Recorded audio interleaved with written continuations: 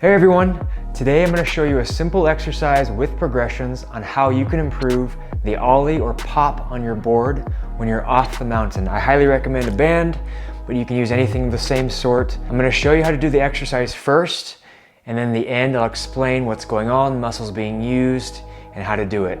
Enjoy!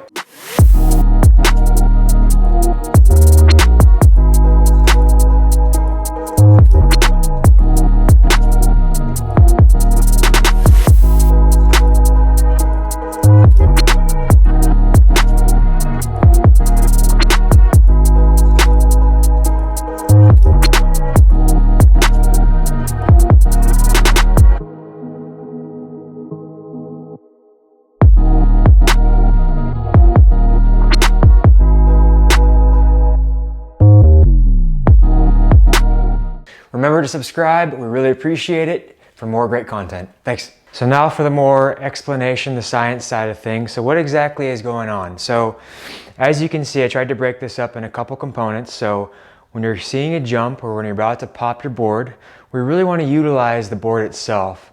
So I'm trying to put in as minimal effort as I can by utilizing the pop either in the tail or in the board itself. So I go down into a mini squat position, a nice athletic stance. I kind of shift my weight back. It's going to be different for everyone. Onto my back foot. I'm a regular rider, so this is my toe side or my front leg. I shift my weight in that slight squat stance. As I'm doing that, I'm using my arms for balance and to create momentum in the air. So I'm shifting over. I'm going to be lifting that front leg up, using that back tail to create that pop. As I'm doing that, I'm shifting my center of mass back to the middle. Okay, so again, down, shifting slightly onto that back leg.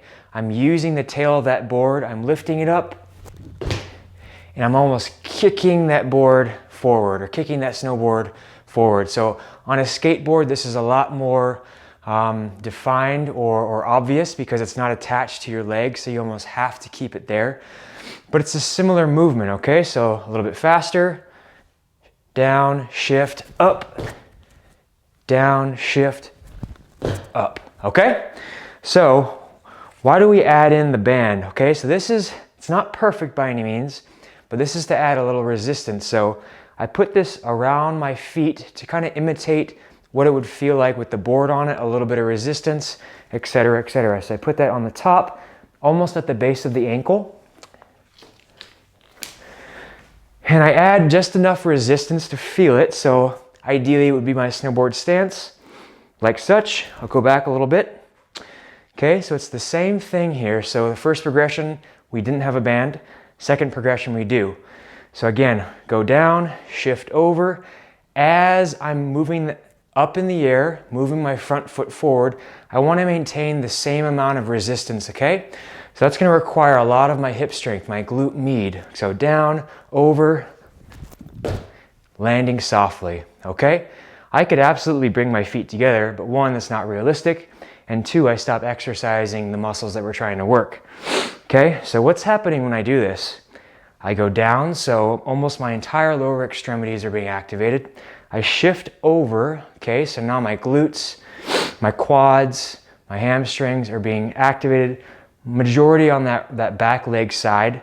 As I'm jumping up, I'm creating momentum or power with that back leg. It should be mostly coming from the board's tail, and I'm utilizing that glute abduction, that glute med, and some other external rotators to keep that leg forward and shift my center of mass over it. Okay, so one more time, down, over, okay? Perfect. Third option, to make it a little bit harder, I added a little bit eccentric movement in there. So what that means, we're moving a little bit slower. So down, 1, 2, 3, 4. Okay, what that means essentially is the muscles are moving backwards. They're required to work a little bit harder to create a little bit more of that muscle hypertrophy. It's not much, but if you add it enough over time, you'll feel it. So 1, 2, 3, 4, 1, 2, 3, 4. Okay, that's that. So try this out, add it into your workout. Tell me what you think in the comments below. By no means is this the perfect exercise for getting more pop in your snowboarding. The only thing that's better than this, I would say, is actually snowboarding on the mountain.